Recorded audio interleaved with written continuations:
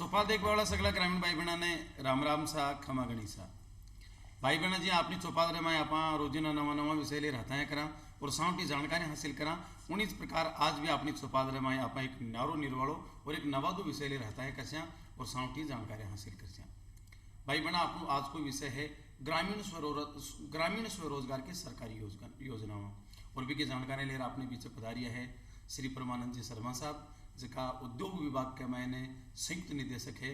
और परमानंद जी आप चौपाल स्टूडियो में आज पधारिया, आपको घणो घणो स्वागत है। नमस्कार जी। और भाई बहन आप सगला जानो हो कि आप जगह हमका परंपरागत जगह धंधा है व्यवसाय है बन आप करा तो अपनी जीविका ने बे आयाम को देश का जगह आप देना चाहवा और साथ ही साथ सरकारी नौकरियां भी अतिरिक्त होनी है कि जति अपनी जनसंख्या है तो इसलिए भारत सरकार की और राज्य सरकार की यानी कि योजनाएं हैं जिसका माध्यम से आप स्वरोजगार स्थापित करके अपना सपना ने आपनो वो मुकाम देश का हाँ जो को आपनो सपनों है। तो आज एक ही चर्चा वहाँ कर और परमानंद जी साहब सबसे पहले तो आप बताओ कि आज गांव को एक युवा है जो को पढ़ो लिखो है ग्रेजुएट है या मान लो वो कम पढ़ो लिखो भी है तो गांव के मायने मुख्य आधार है कृषि। तो कृषि से का उत्पाद पैदा हुए व उत्पादन से वो कौन कौन सी यानी कि यूनिट लगा सके है जो को वो उद्योग के मायने है आपको विभाग भी के मायने हेल्प करे मदद करे। जी देखिए जैसा आपने शुरू में ही बताया कि ये बात तो सत्य है कि आजकल शिक्षा के प्रसार के कारण ग्रामीण क्षेत्र के सभी युवक युवतियाँ अच्छी शिक्षा प्राप्त कर रहे हैं और शिक्षा के बाद में रोजगार यानी धन अर्जन करना एक मुख्य कार्य है जीवन को चलाने के लिए। तो जो पुराने हमारे साधन थे कृषि वाले उसमें तो अब उतने व्यक्तियों की आवश्यकता नहीं है क्योंकि मशीनीकरण हो गया, एक ट्रैक्टर ही कई लोगों का काम कर देता है। बिल्कुल सर। तो इस कारण से अब युवाओं को कोई वैकल्पिक काम सोचना है। अब वैकल्पिक काम में एक काम तो है कि नौकरी कर लें। तो आपको पता ही है कि जितने हमारे शिक्षित युवा हैं उसके अनुपात में सरकारी नौकरियों की वैकेंसी इतनी निकलती नहीं है। बिल्कुल मुश्किल से जितने शिक्षा प्राप्त ग्रहण करते हैं उनके 2-3% के लगभग सरकारी नौकरियां होती हैं तो सबको वहाँ नहीं मिल सकता। सच्ची बात। ऐसे ही निजी क्षेत्र में जो नौकरियां निकलती हैं वो भी कुल लोगों का कोई 30-40% के लगभग नौकरियां मिलती हैं। तो यानी काफ़ी लोगों को नौकरी करने में लेने में और इज्जतदार नौकरी लेने में समस्याएँ आएंगी। तो इसका एक उपाय ये है कि भाई आप अपना गाँव शहर छोड़ करके दूर क्यों जाते हो, आप वहीं पे कोई ऐसा काम कर लो जिसमें नौकरी जितना आप पैसा कमा लो।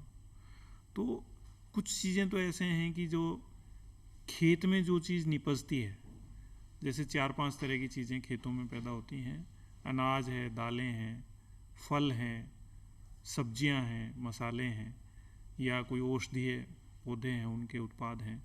तो इन सब चीज़ों की जहाँ जिस तरह की संभावना है, जिस तरह का खेती या जिस तरह की सोइल जहाँ की जैसी है जो चीज़ उपजती है उनको आप कच्चा बाजार में बेचने के बजाय यदि उनको प्रसंस्कृत करें, उनका कुछ और उत्पाद बनाएं तो उसमें वैल्यू भी ज़्यादा मिलेगी और आपको वहाँ पे आमदनी का साधन भी विकसित हो जाएगा। और इस काम में हमारा विभाग और राज्य सरकार, केंद्र सरकार ये सभी प्रयासरत हैं कि वैकल्पिक साधन के रूप में छोटे उद्योग, छोटे कुटीर उद्योग जो है वो युवाओं के लिए लगाने के हम अवसर पैदा करें। जी आपको विभाग भी क्या मैंने वो कोई भी उद्योग लगा वो चाहे आपको उद्योग विभाग है भी का आप संयुक्त निदेशक हो तो भी का मैंने हर संभव वो मदद करे, आर्थिक सहायता भी दे भी ने अनुदान भी मिले, बस सारी बातें हैं। लेकिन आपका देखा परमानंद जी कि आपने जो राजस्थान में भी को मुख्य खाद्यान्न बाजरो बड़ी मात्रा का मैं राजस्थान में पैदा हुए। एक मैं किसान हूँ और मेरे बाजरो 50 क्विंटल ही हो लेकिन मैं संतुष्ट को नहीं साहब कि मैंने जो मंडी के मायने या बाजार में जो भाव मिल रही है वो सही को नहीं। अब मैं बाजरा से कोई उद्योग लगा वो चाहूँ तो कौन सा उद्योग लगा सकूँ पहले तो आप बताओ। आप ये विशेषज्ञता तो देखिए उनको जो अनाज के विशेषज्ञ हैं उनसे लेना पड़ेगा कि बाजरे की किन चीज़ों का डिमांड ज़्यादा है। जी बाजरे में बहुत ज़्यादा न्यूट्रिशनल वैल्यू होती है तो उसके क्या उत्पाद बन सकते हैं ये तो देखो एक पृथक विषय है। लेकिन यदि कोई ये तय कर ले कि हमें इसकी कुछ चीज़ें बनानी है तो उसकी क्या फैक्ट्री लगनी है, उसको कहाँ सहायता मिलेगी, सरकार उसमें क्या कर सकती है, ये सब हमारे विभाग का काम है। आप बताओ तो भी सरकार या आपको विभाग जैसे उदाहरण के लिए केवल बाजरा ही क्यों लें, सभी तरह के उत्पाद ले सकते हैं। तो जो भी कृषि से उत्पाद बनते हैं जैसे मान लीजिए अनाज का आटा बनाना है, मैदा बनानी है, दालें बनानी हैं, कोई सब्जियों के को फ्रीज कर करके उनको एक्सपोर्ट करना है, फलों का जूस बनाना है, कोई और उत्पाद बनाने हैं, या जैसे पशुपालन का काम भी गांव में खूब होता है। तो पशुपालन की एक्टिविटी तो कृषि की संबद्ध गतिविधि है, लेकिन दूध निकलने के बाद उसके कोई आइटम बनाने हैं। तो इन सब कामों में हम लोग मदद कर रहे हैं, और मदद कई रूपों में है। जैसे सबसे पहले तो इन कामों की मान लीजिए एक अनुभव होना चाहिए, प्रशिक्षण होना चाहिए। तो प्रशिक्षण के लिए आपको ध्यान ही होगा कि जो राजस्थान में आजीविका मिशन है उसकी बहुत तरह के ट्रेनिंग प्रोग्राम है। वहाँ पे जैसे जिस तरह का प्रोग्राम है उसमें जाके महीने 2 महीने का जो भी प्रशिक्षण होता है वो प्रशिक्षण युवाओं को लेना चाहिए। और इस काम की यदि अड़ोस पड़ोस में कहीं कोई फैक्ट्रियाँ लगी हुई हों तो उनमें भी नौकरी की जा सकती है साल 6 महीने, ताकि ये समझ में आए कि काम किस तरह से होता है। तो सबसे पहले तो ये अनुभव लेना चाहिए। देखिए, एक बार सीधा यदि लगाते हैं तो थोड़ी समस्या आती है। बिल्कुल अच्छी बात बताई कि कोई भी आप काम चालू करवो चाहो पहले भी काम ने सीखो, निकालना आप भी के मायने समस्या को सामनो करना पड़े, आपने घाटो भी लाग सके, आपने जो आपका विभाग से अनुदान जो लोन मिले है वो आप चुकावा की स्थिति में नहीं हुआ, इसलिए सौ पहले भी काम के करने जाओ और भी काम ने जानो।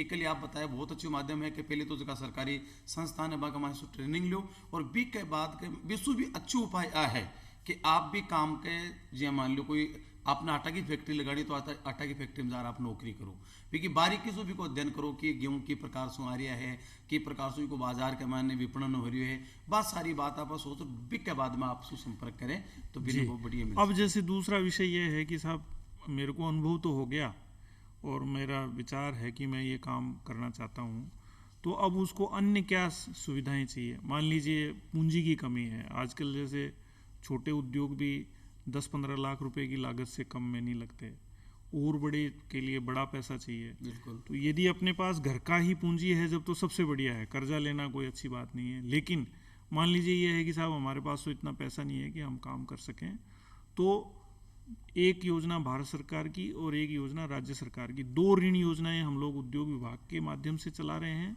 वैसे ऋण योजनाएं लगभग 10-15 तरह की हैं, अलग अलग विभागों की हैं। जैसे SC/ST अन्य पिछड़ा वर्ग आयोग है उसकी योजनाएं हैं, अल्पसंख्यक आयोग की योजनाएं हैं, बैंकों की अपनी योजनाएं हैं। लेकिन जो उद्योग विभाग की योजनाएं हैं वो एक प्रकार से वो मान लें सबसे लोकप्रिय योजनाएं हैं। एक तो काफ़ी वर्षों से चल रही है भारत सरकार की योजना प्रधानमंत्री रोजगार सृजन कार्यक्रम, PMEGP। PMEGP को नाम भी काफ़ी आया जी।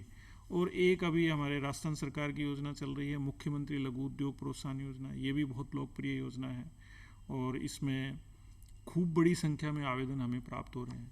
तो इन दोनों योजनाओं में हम जब युवा से ही क्या तात्पर्य है, कोई भी व्यक्ति अप्लाई करे, युवा हो, महिला हो, इवन कोई बड़ी उम्र का व्यक्ति भी कोई नया काम करना चाहे तो उन सबको हम मौका देते हैं और वो अपना आवेदन पत्र प्रस्तुत करें। सारा काम आजकल ऑनलाइन है जी। इनकी अपनी वेबसाइट्स हैं हमारी, उसमें हमारा जो जिले का कार्यालय है जिला उद्योग केंद्र, ये काफ़ी मदद करता है। आप कोई भी यदि नहीं समझ में आ रहा तो वैसे तो आजकल युवा काफ़ी होशियार हैं और मोबाइल का उपयोग और इंटरनेट का उपयोग बड़ी मात्रा में हो रहा है।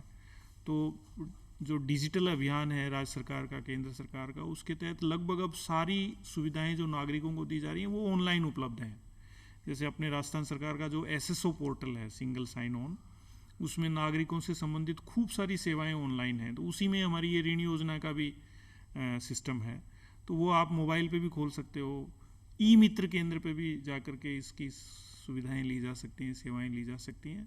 तो वो खोल करके, और बड़े साधारण से कागज़ इसमें लगाने होते हैं। सामान्यतः अपना आधार कार्ड या जन आधार कार्ड जो है जिससे आपकी पहचान साबित हो, तो वो आप उसका नंबर देंगे, तो वो नंबर देते ही उससे कुछ आंकड़े तो स्वतः ही फार्म में आ जाएंगे कि उनका क्या नाम है, आयु है, क्या पता है, कहाँ के रहने वाले हैं, ये सब चीज़ें उसमें ऑटोमेटिक आ जाएगी। उसके बाद क्या काम करना चाहते हैं उसका विवरण लिख देंगे, साहब मैं ये काम करना चाहता हूँ, उस काम में आपको कितने पैसे की आवश्यकता है वो लिख दें, कितने लोगों को आप रोज़गार देंगे वो लिख दें। एक छोटा सा उसका प्रोजेक्ट रिपोर्ट बनानी होती है जो कि एक समझदारी से बनाने वाला दस्तावेज है कि साहब जो मैं काम करना चाहता हूँ उसमें मूलतः कितने रुपए की मैं मशीन खरीदूंगा, कितने का मुझे वर्कशीट बनाना है, कितने के मैं अन्य कोई इक्विपमेंट है वो खरीदूंगा। एक मिनट मैं माफी चाहूँ आपकी बीच में कटूँ जी, आप बताया एक प्रोजेक्ट रिपोर्ट है, तो प्रोजेक्ट रिपोर्ट जी पहली बार कोई प्रस्तुत करियो आवेदन बिना ध्यान को नहीं, तो वो भी कमान कोई की हेल्प भी ले सके कि कोई मदद भी ले सके। हाँ, जैसे हमारा जो जिला उद्योग केंद्र कार्यालय है उसमें हमने जो ऋण लेने वालों के लिए एक अलग से मार्गदर्शन ब्यूरो बनाया हुआ है, तो हमारे जो अधिकारी कर्मचारी हैं वहाँ वो मदद करते हैं। वैसे बाज़ार में यदि कोई आपका कोई चार्टर्ड अकाउंटेंट से परिचय है तो वहाँ बनवा सकते हैं, बहुत सारे वकील ये काम करते हैं। वैसे सामान्य समझ से खुद भी बना सकते हैं। अच्छा, उसको एक टाइप करके थोड़ा अच्छा रूप देना होता है। कुल मिला के प्रोजेक्ट रिपोर्ट का तात्पर्य ये है कि जैसे आज मान लो कोई बच्चा भी यदि अपने पिता से कहता है कि बाबूजी मैंने 1000 रुपया दे दो, तो वो कहे काहे कर लो बता। हाँ, तो इसका मतलब वो विवरण चाहिए कि भाई आप जो पैसा मांग रहे हो उसको किस चीज में खर्च 500 करोगे। में किताब ले आशु, 300 हाँ, की कॉपी तो आशी, वो 200 की विवरण चप्पल देना आशी। पड़ेगा कि साहब मैं ये देखिए 5 मशीनें लाऊंगा जी, ये एक मशीन इतने रुपए की आएगी, दूसरी मशीन इतने रुपए की अच्छा, आएगी, और मुझे ये 20 बाई 30 का हॉल बनाना है, उसका कंस्ट्रक्शन का पैसा इतना लगेगा, मुझे जो है डे टू डे के खर्चे के लिए पैसे चाहिए, वो कार्यशील पूंजी का ऋण है। इस तरह का विवरण है जो थोड़ा सा प्रशिक्षण से संपुष्ट हो जाता है, वो लगाना होता है। और ये दस्तावेज अपने ऑनलाइन प्रस्तुत कर देंगे। जो ही दस्तावेज प्रस्तुत करेंगे तो उसके 48 घंटे में कार्य दिवस, 2 कार्य दिवस के अंदर अंदर हमारा जो ऑफिस है जिला उद्योग केंद्र, उससे उनके पास में कोई मैसेज आ जाएगा कि आपके कागज पूरे हैं या कोई कमी रह गई। यदि कोई कमी रह गई तो वो उसको पूरा कर दें, आप ऑनलाइन कर दें या वहाँ जाके कर दें, और उसके बाद में हम उसकी आवेदन पत्र की प्रोसेसिंग करते हैं। और उस आवेदन पत्र को जो भी वो लोन लेना चाहते हैं उनके नज़दीक जो भी बैंक है, जो भी वित्तीय संस्थान है, उसको हम भेज देते हैं। और उसका विवरण वो आवेदक ही लिखते हैं कि साहब मुझे तो इस बैंक से ऋण लेना है। कई स्थानों पे कई बैंक हैं, तो जो आपकी इच्छा हो वहाँ पे भेज देंगे। जो नजदीकी में भी कोई विवरण दे दें आप। तो बैंक के भी ऋण अधिकारी या शाखा प्रबंधक जो हैं वो जाकर के एक बार मौका मुआयना करते हैं कि भाई आप बताइए जो आप काम करना चाहते हो वो कहाँ करोगे, आपका काम खुद को कुछ आता है कि नहीं, जिस काम को आप करना चाहते हो वो संसाधन वहाँ उपलब्ध भी हैं कि नहीं उसके आसपास के क्षेत्र में, और मार्केट की कितनी संभावना है, इन सब चीज़ों पर विचार करके वो ऋण स्वीकृत कर देते हैं। एक मन के मायने की शंका है कि जी उद्योग काम का मायने स्थापित कर रही है, और आप देखा कि उद्योग के लिए एक जगह निश्चित हुई है कि औद्योगिक क्षेत्र में ही आप उद्योग स्थापित कर सको। मैं मेरा गांव में वो कोई सरकार की तरफ से चिन्हित औद्योगिक क्षेत्र को नहीं है, कहीं फिर भी आपका विभाग की मदद से उद्योग स्थापित कर सकूं। हाँ, क्यों नहीं। आप जैसे कृषकों के लिए तो सरकार ने सुविधा दी हुई है कि वो अपनी कृषि भूमि में भी उद्योग कर सकते हैं, बल्कि उसको भूमि को संपरिवर्तन कराने की भी आवश्यकता नहीं है। अच्छा, वहाँ कर सकते हैं। अनेक तरह के उद्योग ये हैं जो अपने घर में ही करे जा सकते हैं। बहुत सारे काम हैं, जैसे हैंडीक्राफ्ट के छोटे छोटे काम है, कशीदाकारी वगैरह का काम है, कोई छोटी सिलाई का काम है, कोई जैसे महिलाओं के लिए ब्यूटी पार्लर का काम है। अब उसके लिए कोई औद्योगिक क्षेत्र थोड़ी चाहिए, वो घर में भी कर सकते हैं और अलाउड है। हमारे इको टूरिज्म बहुत शानदार है। हाँ, उसमें भी कर सकते हैं। बीमे मदद करो आप। जी हाँ, वो हमारे सेवा इकाई के रूप में है। आप कोई अपने घर के 1-2 कक्षों को यदि आप सुंदर बना करके और टूरिस्ट को रुकाने का इंतजाम करना चाहते हैं तो उसके लिए जो सहायता चाहिए उसके लिए हमारी योजना में प्रावधान है, आप ऋण ले सकते हैं। यानी कि गांव में कोई भी आदमी जो को सरकारी नौकरी में नहीं जावा, कोई चुक वगैरह आपको खुद को व्यवसाय स्थापित कर पहुंचा। प्रधानमंत्री जी को भी वही सपनों है कि आज आत्मनिर्भर भारत बने, यानी कि आप दूसरा आदमी इन को बने कि खुद रोजगार विकसित करे और दूसरा ने भी नौकरी लगाओ भी कमाए। जी जी बिल्कुल, स्वरोजगार में तो ये फायदा है ही। प्रधानमंत्री जी को भी सपनों सा सोची, और निश्चित रूप से आपको पूरा भारत है वो आत्मनिर्भर बनसी, सशक्त बनसी, और निश्चित रूप से प्रगति का ये दौड़ के मायने का विश्व का और देश है वहाँ की बराबर कदम ताल कर सी। इसमें एक मैं और ये जोड़ना चाहूँगा कि ये केवल रोजगार लेने की ही बात नहीं है। आप ये महसूस करेंगे कि जिस तरह की सेवाएं हमें चाहिए, अच्छी सेवा देने वाले लोगों की अभी भी कमी है। मान लीजिए आपके घर में कोई बिजली का पंखा खराब हो गया, तो आप मैकेनिक को 4 बार फोन करोगे तब वो आएंगे। बिल्कुल। तो इसका मतलब ये है कि अच्छी सेवा देने वालों की कमी है। जिस तरह से उपकरण हमारे घरों में बढ़ रहे हैं, हमारे व्यवसाय में बढ़ रहे हैं, तो इनकी ज़्यादा से ज़्यादा संख्या की आवश्यकता है। कमी नहीं है काम की, अच्छे काम करने वालों की कमी है। पूर्ण अनुभव लेवें, पूरी सेवा देवें, कस्टमर को पूरा ध्यान रखें, तो रोजगार की कोई कमी नहीं है, स्वरोजगार की कोई कमी नहीं है। चाहे ग्रामीण क्षेत्र ही हो, आजकल ग्रामीण क्षेत्रों में भी जो शिक्षा का प्रसार हो रहा है और जिस तरह से आय की वृद्धि हो रही है सरकार के विभिन्न माध्यमों के माध्यम से, तो सबको अच्छी सेवाएं चाहिए। आज गाँव में यानी कि कोई चीज़ नहीं जिसकी शर्म मिल रही है, सारी सुविधाएं हैं, लाइट है, बिजली है, सड़क है, हॉस्पिटल है, स्कूल है, बिल्कुल सही बिल्कुल शहरीकरण हो रही है गाँव को भी, और वो भी की आर्थिक उन्नति को द्योतक है भाई, लोगों ने प्यारी है जब इनकी सुविधा में जुटा पाया है। जी जी। गांव में जितनी, जैसे मैं कह रहा हूँ कि गांव में यदि कोई डॉक्टर साहब अपनी क्लिनिक खोलना चाहें तो उसके लिए भी हम ऋण प्रदान करते हैं। अच्छा, बिल्कुल। कोई भी यदि गांव में कोई लैब लगाना चाहे, कोई वर्कशॉप लगाना चाहे, किसी भी तरह की सेवा जो शहर में मिलती है वो यदि ग्रामीण क्षेत्र में भी, कस्बे में भी खोलना चाहें तो उन सब के लिए ऋण और उस पर अनुदान की सुविधा उपलब्ध है। परमानंद जी, अपना राजस्थान का कई का परंपरागत उद्योग धंधा है, जी हाँ, आपने मोलेला गांव की टेराकोटा कला है, आपने किशनगढ़ के तिलोनिया है, बिको पेच वर्क है, आपने बीकानेर की उस्ता कला है जिसका ऊँट का चमड़ा के ऊपर सोना की कशीदारी कार्य करे, प्रतापगढ़ की आपने थेवा कला है इसका कांच के ऊपर सोना को सूक्ष्म चित्रांकन करे, आपने जहाँ शेखावाटी के मायने है, बीकानेर के मायने पापड़ बनाबा को, मंगोड़ी बनाबा को है, सांगरी सुखाबा को है, और कई प्रकार का यहाँ हस्तशिल्प है जी। आपने ये चूरू को है जो लकड़ी की कला है, खंडेला की गोटा कला है, तो एज की अपनी परंपरागत कलामा है, एज की अपनी विरासत है, कहीं आने भी आप उद्योग को रूप दे सका। हाँ जी, मैं आपको भी बात ये पहले से ही उद्योग हैं साहब जी, और बल्कि पर धीरे धीरे कहीं मृत प्राय ऐसा होता जा रही है, तो एक मैंने आपको कहीं नहीं, इसमें देखिए क्या होता है कि पहली बात तो इनकी यदि मार्केटिंग अच्छी है हाँ तो सामान की कोई कमी नहीं है। हमारा मुख्य काम जो उद्योग विभाग का है वो ये है कि हम इनको लगाने में मदद करें। जैसे आपको सुन के बड़ा सुखद आश्चर्य होगा कि इस बार जो 2021-22 का ये साल चल रहा है, इस साल में अपने राजस्थान सरकार के जो हमारे माननीय मुख्यमंत्री जी हैं उनकी एक बजट घोषणा थी कि कोई भी हस्तशिल्पी यदि 3 लाख रुपए तक का ऋण लेगा कोई अपना काम धंधे को करने के लिए या पहले से चल रहा है उसको बढ़ाने के लिए, तो उसका पूरा ब्याज सरकार वहन करेगी। एक रुपये ब्याज को नहीं है, कुछ नहीं। और वो हमने अभी हमारी ये जो मुख्यमंत्री लघु उद्योग प्रोत्साहन योजना है इसमें उस चीज़ को क्रियान्वित करने के लिए हमने संशोधन भी कर दिया। तो आज के दिन ये व्यवस्था है कि कोई भी परंपरागत दस्तकार, हस्तशिल्पी, शिल्पी जिनके पास भारत सरकार या राज्य सरकार का कोई पहचान पत्र हो तो वो अपने निकटतम बैंक से, वित्तीय संस्थान से 3 लाख रुपए तक का ऋण ले लेते हैं जी, तो उसका पूरा ब्याज हमारा उद्योग विभाग देगा। एक अच्छी बात है। आप सारी बताई प्रक्रिया बताई, ये प्रकार से आवेदन करो, ये प्रकार से फिर आप स्थानीय को थारू बैंक को बताओ, बिन आदेश दो, वो आत्मा की थोड़ी बहुत जानकारी ले और लोन है जो पास कर दे। अब बात है साहब लोन ने चुका बाकी, तो वो लोन की प्रकार से चुकाई जाए, किस्ता में एक साथ भी के थोड़ा प्रक्रिया। जी जी, देखिए ऋण के 2 प्रकार हैं। एक तो वो ऋण है जिससे स्थायी चीज़ें खरीदी जाती हैं, जैसे मशीनें खरीदी, कोई भवन का निर्माण किया, तो उसको सावधि ऋण बोलते हैं। उसमें क्या होता है कि बैंक उनकी किस्तें तय कर देता है, सामान्यतः 5 साल, 7 साल, 8 साल ये उसका दायरा होता है। तो प्रत्येक माह या प्रत्येक 3 माह में किस्त चुकानी है, मूल और ब्याज समेत। और एक होती है कार्यशील पूंजी, यानी दिन प्रतिदिन के जो व्यय होते हैं किसी काम में, मान लीजिए कोई कच्चा माल खरीदना है, बिजली के बिल का भुगतान करना है, वहाँ काम करने वाले कर्मचारियों को तनख्वाह देनी है, कोई विज्ञापन वगैरह खर्चा करना है, इस तरह के व्यय के लिए जो पैसा मिलता है उसको कार्यशील पूंजी मिलती है। तो इन दोनों पे हम लोग छूट दे रहे हैं ब्याज में।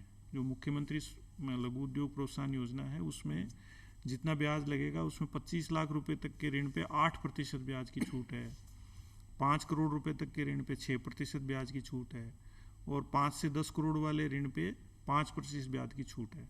तो पहले एक बार अपने को पूरी किस्त चुकानी है ब्याज समेत, उसमें फिर जितना ब्याज सरकार छूट दे रही है वो छूट हमारे को वो बैंक क्लेम करेंगे और हम ऑनलाइन सीधा जो ऋणी है उनके खाते में पैसा ट्रांसफ़र कर देंगे। ये काम सतत रूप से हम बहुत तीव्र गति से कर रहे हैं। तो वो तो जो बैंक और ऋणी के मध्य का आपसी समझौता है कि वो कितने समय में चुकाना चाहते हैं, हम लोग 5 वर्ष तक छूट दे रहे हैं। ऋण पहली किस्त जो ही मिली, जिस दिन मिली, उससे 5 वर्ष तक ब्याज की छूट हम दे रहे हैं। ये तो अपनी जो राज्य सरकार की योजना है उसकी बात है। जो केंद्र सरकार की योजना है प्रधानमंत्री जी वाली PMEGP, उसमें ब्याज में छूट का प्रावधान नहीं है, उसमें सीधा ऋण में छूट हो जाती है। तो वो सामान्यतः शहरी क्षेत्र में 15% है और ग्रामीण क्षेत्र में 25% है छूट। लेकिन यदि कोई आरक्षित वर्ग से कोई व्यक्ति हैं, SC ST OBC, कोई दिव्यांग हैं, महिला हैं या अल्पसंख्यक वर्ग से हैं, एक्स सर्विसमैन है, इस श्रेणी से कोई आवेदक है तो उनको 10% ज़्यादा अनुदान है। यानी कि SC ST दिव्यांग और जो भूतपूर्व सैनिक है जी, ओबीसी ज़्यादा है जी 10% ज़्यादा है। तो वो एक मुश्त पैसा जो है अनुदान का, जो ही ऋण लिया वो भारत सरकार की तरफ से ऑनलाइन आ जाता है, वो बैंक में आके जमा हो जाता है। 3 साल बाद में वो पैसा ऋण में समायोजित हो जाता है, तब तक उतने ऋण पे ब्याज भी नहीं लगता।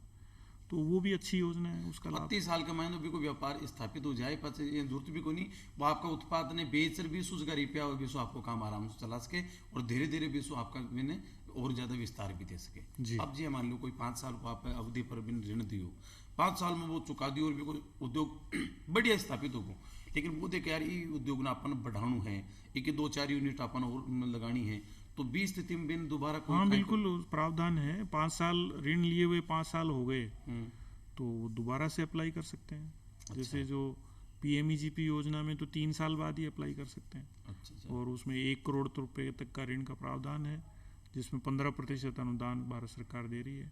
और जो अपनी मुख्यमंत्री जी वाली जो योजना है, मुख्यमंत्री लघु उद्योग प्रोत्साहन योजना, इसमें 5 साल के बाद में पुनः ऋण लेने के लिए वो पात्र हो जाएंगे। हालांकि ये योजना 2024 तक है, पर योजनाएं सदैव ही कोई न कोई योजना ऋण की रहती ही है, बिल्कुल, तो वो लिया जा सकता है।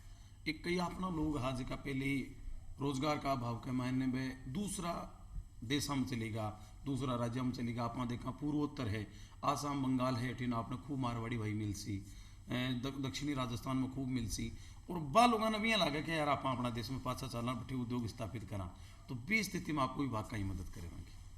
हाँ, इसमें तो ये बड़ा आपने अच्छा प्रश्न पूछा।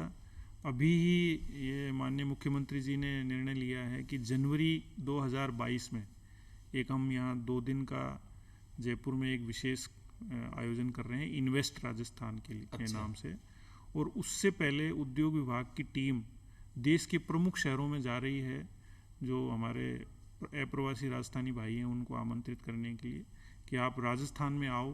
राजस्थान में इस समय औद्योगिक क्षेत्र जो हैं वो काफ़ी सारे नए विकसित हो रहे हैं। लगभग हर पंचायत समिति या SDM मुख्यालय पे एक नया औद्योगिक क्षेत्र हम बना रहे हैं। तो आप लीजिए, सस्ती ज़मीन मिल रही है, सरकार की तरफ से अनुदान खूब अच्छे मिल रहे हैं। जैसे ये तो ऋण की योजनाएं हुई जी। एक हमारे राजस्थान सरकार की फ्लैगशिप योजना अलग से है, राजस्थान निवेश प्रोत्साहन योजना। अच्छा। जिसको लोकप्रिय रूप में RIPS बोलते हैं, राजस्थान इन्वेस्टमेंट प्रमोशन स्कीम।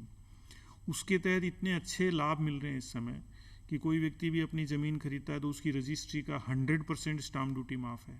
वाह। या किसी ने कृषि भूमि खरीद करके और उसको कन्वर्ट कराते हैं औद्योगिक भूमि में, तो पूरा कन्वर्जन शुल्क माफ़ है। इसी प्रकार से उद्योग चलने के बाद में स्टेट GST जो लग रहा है उसमें 75% या उससे ज़्यादा जिस प्रकार का उद्योग है उसके अनुसार माफ़ है। और विद्युत कर में माफ़ी है। तो बहुत सारे अच्छे अनुदान है और बहुत सारे अप्रवासी आ भी रहे हैं वापस। जो है हमारे जो अपने जितने ज़िले हैं जहाँ पे, क्योंकि राजस्थान जो है वो कृषि की दृष्टि से भी बहुत अब विकसित हो गया है। साथ में जो खनिज पदार्थ हैं खूब है, खनिज पदार्थों की दृष्टि से तो राजस्थान को भारत का अजायब घर कहा जाता है, म्यूजियम ऑफ मिनरल्स ये राजस्थान का नाम है। तो खूब सारे खनिज निकल रहे हैं, उनकी प्रोसेसिंग करने के लिए यहाँ पूंजी निवेश किया जा सकता है।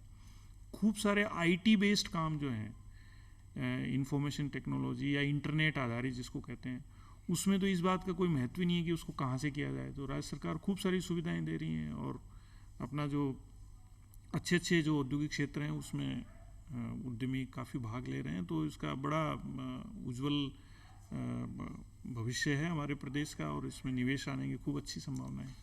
जितना भी प्रवासी भाई कार्यक्रम ने देख रिया है, जगह राजस्थानी लोग है, राजस्थान से बाहर का स्टेटा में बाहर का देशा में बैठे हैं, बस वो आग्रह है कि जी बार राजस्थान निवेश प्रोत्साहन योजना ही को आप सगड़ा लो, आपकी माइड भूमि को, आपकी ये जन्म भूमि को उद्धार भी उसी और आ लोगों की सेवा करवा को मौको मिलसी, आ लोगों को रोजगार मिलसी और साथ में थाने भी गर्व महसूस हो कि आप अपनी माइड भूमि की आप जन्मस्थली की सेवा कर रहे हैं। अपना बडका जी धरती पर रम्या जी धरती के ऊपर खेलिया कूदिया है भी धरती के मैंने आज अपना राजस्थान की सेवा कर रही हैं। तो बहुत बढ़िया योजना को लाभ भी आपने लेना चाहिए। 2022 के महीने जनवरी के महीने को जो वो है भी के महीने सगड़ा का सगड़ा पधारे और निश्चित रूप से अपनो राजस्थान उड़ी गिरी होता पलंग पावड़ा था इंतजार में बिछा मिले।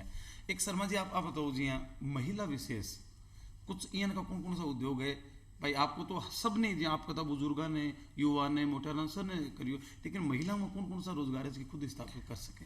देखिए साहब, करीबन कम से कम भी 50 तरह के काम ऐसे हैं जिनको महिलाएं ज़्यादा अच्छा कर सकती हैं और कर भी रही हैं, ऑलरेडी पहले से भी कर रही हैं।